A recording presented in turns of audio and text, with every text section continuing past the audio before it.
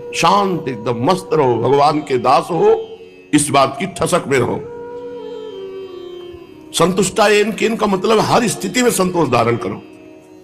ये लंबे जीवन की बात है, कोई एक दो दिन की नहीं। उगताए हुए पुरुष को परमार्थी की सिद्धि नहीं होती। अरे जल्दी जल्दी काम नष्ट हो जाए, क्रोध में बने रहो भैया, तू भी बने रहो। श्रीपाद प्रबोधानंद जी ने आगे श्लोक में कहा था, जब पीछे अंतिम की तरफ चल रहा था, कि अय काम क्रोध लोभ मोह मद मत्सर, आओ तुम्हारा स्वागत है, तुम हमारे हृदय में वास करो।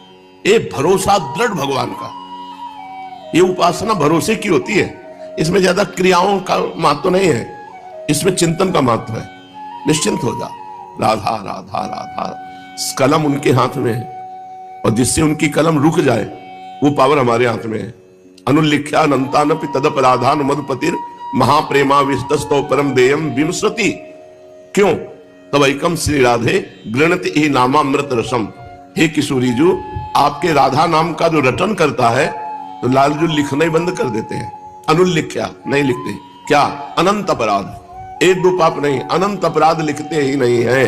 क्यों? क्योंकि तब एकम श्री राधे गृणति ही नामामृत रसम, वो आपका नाम रस रसना के द्वारा रखता है, राधा राधा राधा। तो लालजू सारे पाप नष्ट कर देते हैं और नए लिखते ही नहीं, अनंत अपराध नहीं लिखते। ये तो हुई राधा नाम की महिमा। और यदि कहीं राधा दासी भाव में है, फिर क्या? महिमा का सीमाम इस प्रसति तो दास्यैक मनसाम, उसकी महिमा को, सीमा को कोई छू नहीं सकता। जो राधा दासी की ठसक में मैं प्रियाजू की दासी हूं, जिसके मुख में राधा नाम है उसकी ये महिमा है। और जो राधा दासी भाव से है, तो राधा किंकरी नाम लुठती चरण यो अद्भुता सिद्धि कोटि, अद्भुत करोड़ों सिद्धियां राधा दासियों के चरणों में लौटती रहती है। तो ये केवल लिखा ही थोड़ी है, हम ठसक में रहे यार।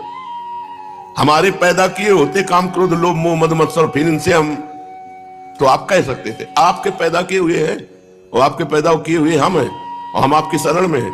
अगर पिटवा रहे हो तो बेइज्जती तुम्हारी होगी। हम किसी और की तरफ नहीं देखेंगे, हम आपकी तरफ देखेंगे। बस अपनी धुन में रहो, किसी की मत सुनो। ऐसा करोगे तो भगवान ऐसा नहीं करेंगे, कृपा नहीं करेंगे, ये किसी की बात मत सुनो। तुमको ऐसा चलना पड़ेगा, तुमको ऐसा चलना, सुन लो सबकी बात, और भगवान की तरफ देखो। जैसा चलाना हो वैसा चला लेना, हम केवल आपका स्मरण करेंगे। हमारे हाथ की बात है, नाम न छूटे, उसमें कृपा उनकी सहयोग है। पर हमारा जो प्रयत्न होना चाहिए वो इस बात का भजन न छूटे। पूज्यपाद श्रीपाद प्रबोधानंद जी महाराज वर्णन करते हैं, यत्र क्रीडन्ति कृष्ण प्रिय सखी शुभलाद्यद्भुता भीरबाला, मोदन्ते यत्र राधा रतिमय ललिता द्युज्ज्वल श्री किशोर्यः, आश्चर्यानंग रंगैरः निशिदिवा खेलनासक्त राधा, कृष्णौ रत्येक तृष्णौ मम समुदयताम श्रील वृंदावनम तत्। गोष्ठ वृंदावन, जहां भगवान श्री कृष्ण अपने प्राण प्रिय सखाओं के शुभलादि के साथ विविध प्रकार की क्रीड़ा करते हैं, ऐसे गोष्ठ वृंदावन को हम नमस्कार करते हैं। और जहां श्री किशोरी जी के साथ ललितादि सखियां, इसमें जब गोपीजनों का प्रवेश होता है तो गोपी वृंदावन, और जहां गोपियों का भी प्रवेश नहीं होता और निज सखियों के साथ लीला परायण रहते हैं, वो नवनिवृत्त निकुंज वृंदावन, तीनों वृंदावन का स्मरण करते हैं इस श्लोक में श्रीपाद प्रबोधानंद जी।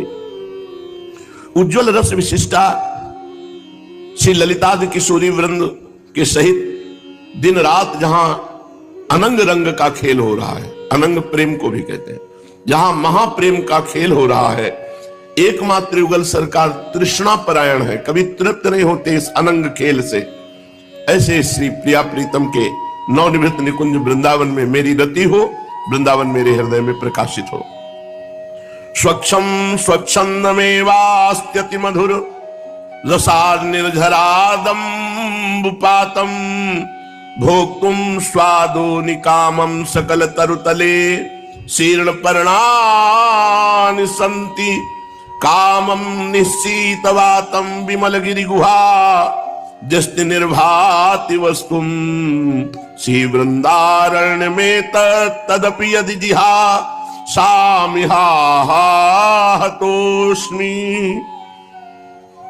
वृंदावन में जो स्रोतों से, जो जमीन से जल निकलता है, वो समस्त पापों को नष्ट करने वाला। यहाँ का हर जल चरणामृत के समान है, क्योंकि प्रियालाल के चरण रज से युक्त भूमि है, रसिकों की चरण रज से युक्त भूमि है। तो जब जल वर्षा होता है तो यही सब भूमि के अंदर जल जाता है। तो हम नित्य चरणामृत का पान करते हैं। वृंदावन का जल पीने का मतलब है चरणामृत का पान करना। यहाँ का जल प्रतिपल हमें निष्पाप करता जाता है, जैसे गंगा जल, यमुना जल। ऐसे यहाँ का कोई भी जल हो वृंदावन ब्रजधाम का, वो परम पवित्र यमुना गंगा के समान ही है। अति मधुर रस विशिष्ट, यहाँ अति मधुर प्रेम रस प्रदान करने वाला, रस विशिष्ट माधुर्य महारस में निमग्न कर देने की सामर्थ्य यहाँ के पानी में है। सच्ची मानी है। नियम ले लो कि हम वृंदावन के जल के सिवा और बाहर का जल नहीं पिएंगे। फिल्टर लगा लो, यहीं का पानी फिल्टर करके पियो, बाहर का नहीं। सौभाग्य मिला है, जैसे हम लोग गंगा किनारे थे तो गंगा जल ही पीते थे, केवल गंगा जल। बगल में सुविधा है तो उसका पान नहीं करते थे, कुआं है, हैंड पैप है, न उसका सेवन करते थे। बस इतना ही सेवन हो जाए, शौच हो आए, हाथ मटिया लिए, नहीं तो बस गंगा जी का ही सेवन। तो ऐसे ही वृंदावन के जल का नियम ले लो। आप धामवासी हो, यहाँ वृंदावन का पानी फिल्टर मशीन लगा लो, फिल्टर करके श्री जी को भोग लगा के प्रसादी जल पान करो। यथेच्छ भोजन, जो गृहस्थ हैं धर्म के द्वारा कमाई से भोजन बनाओ और प्रियालाल को भोग लगाओ, फिर प्रसाद पाओ। प्रसाद भुक्तम उच्छिष्टामृत भुक्तवैव, प्रियालाल को अर्पित किए बिना कुछ भी मत पाओ। अमनिया तो पाओ मती, नहीं दासत्व में कलंक लग जाएगा। हम प्रियालाल के दास हैं तो उनका जूठन ही पाएंगे। भोग लगाकर भोजन, अर्पित करके जल, कोई भी पुष्प वस्तु कुछ भी ऐसा नहीं जो प्रियालाल को अर्पित ना किया जाए। ऐसे दर्शन करा दो, बहुत जल्दी है, तुम्हें भोग लगाने का टाइम नहीं है तो ऐसे सामने जाकर ऐसे दर्शन करा दो, जय बोलो, पालो जाके। और कुछ ना मिले तो कह रहे सूखे पत्ते खा के जी लेना, लेकिन वृंदावन मत छोड़ना। पानी पी के, यहां गिरे हुए सूखे पत्ते खा करके, लेकिन हम वृंदावन नहीं छोड़ेंगे। यथेष्ट कामम निशीत वातम विमलगिरी गुहाद्यस्त निर्भाति वस्तु, रहने को न मिले तो फुटपाथ में पड़े, किसी पुराने मंदिर के चबूतरे में पड़े। हमें लगता है 25-30 वर्ष तो ऐसे ही गए हैं। 25-30 वर्ष कभी कमरे में नहीं सोए होंगे।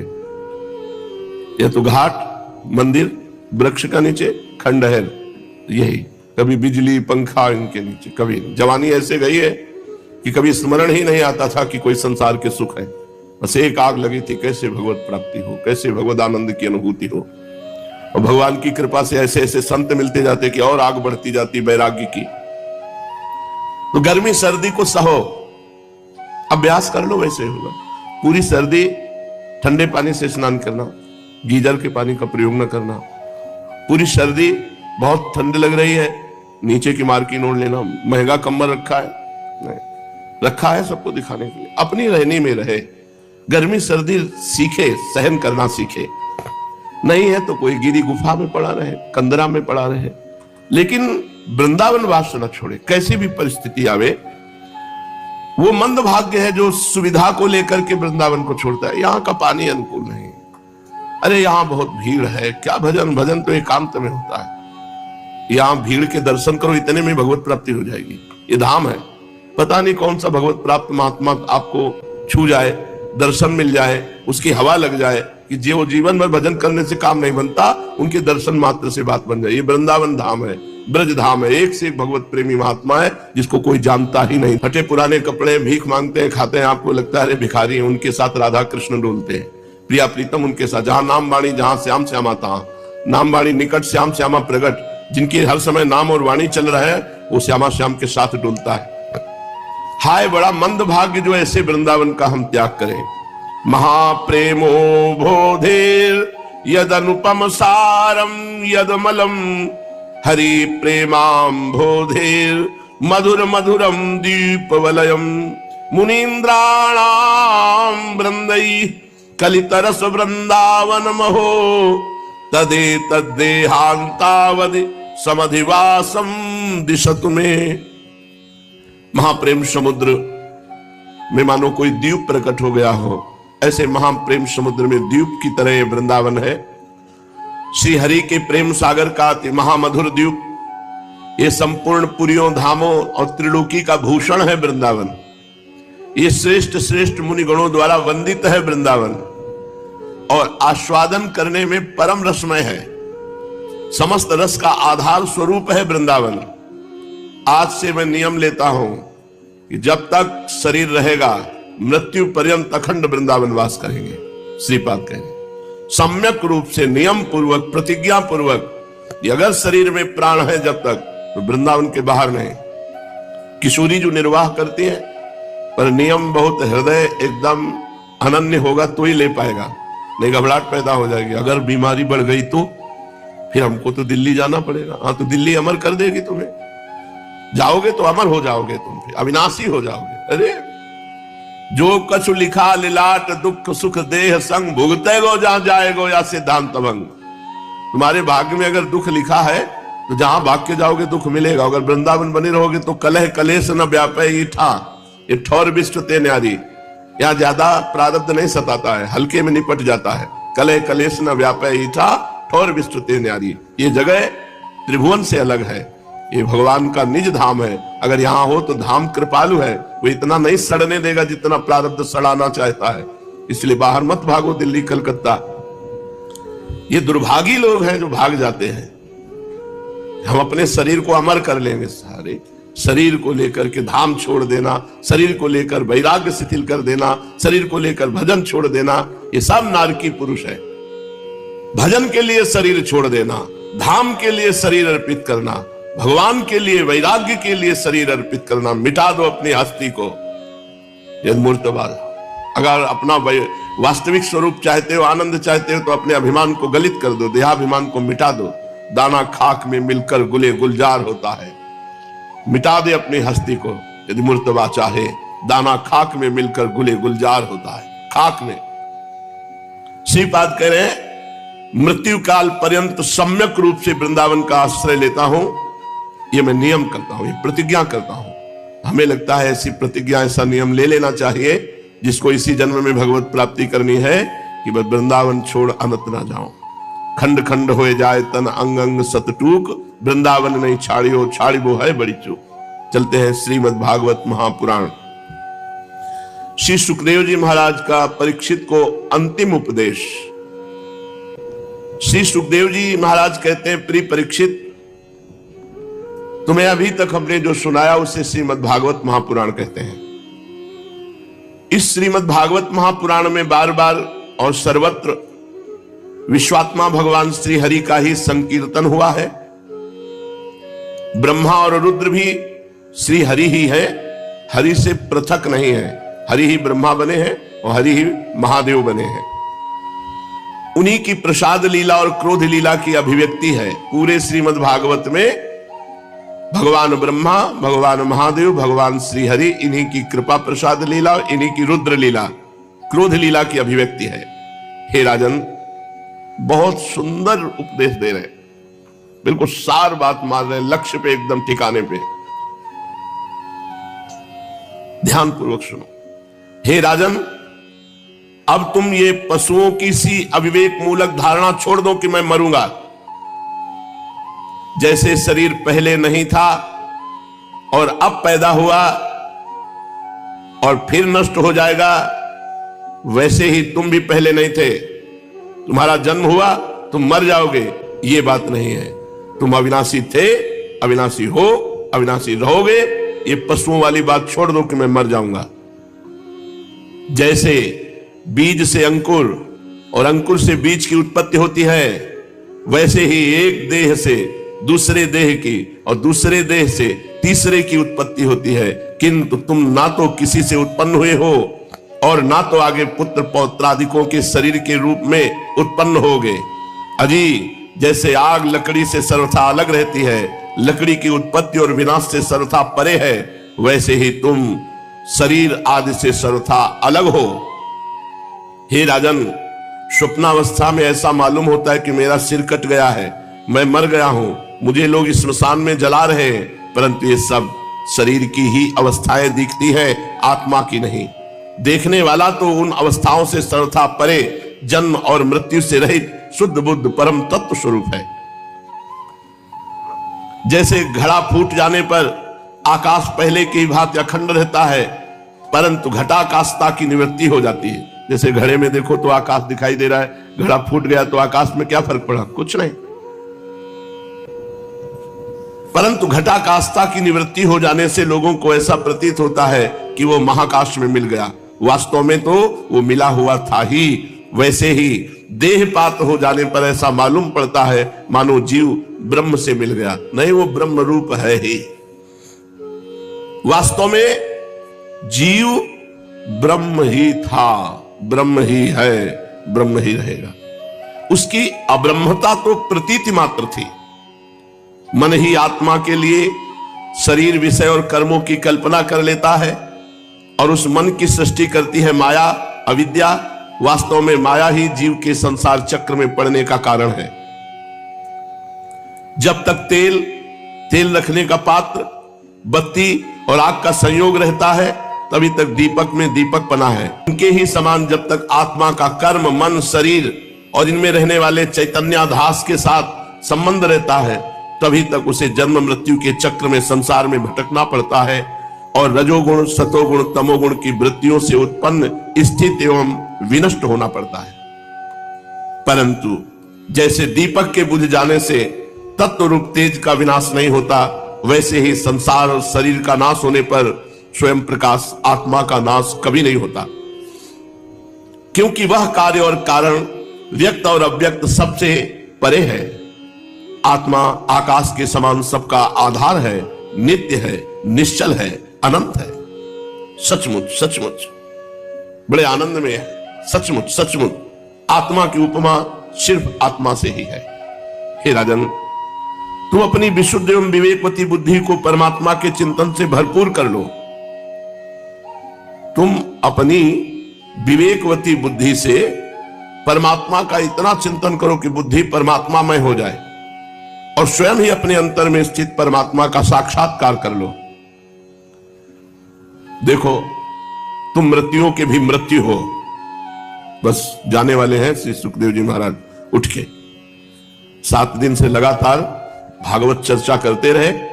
देखो, तुम मृत्युओं की भी मृत्यु हो, तुम स्वयं ईश्वर हो।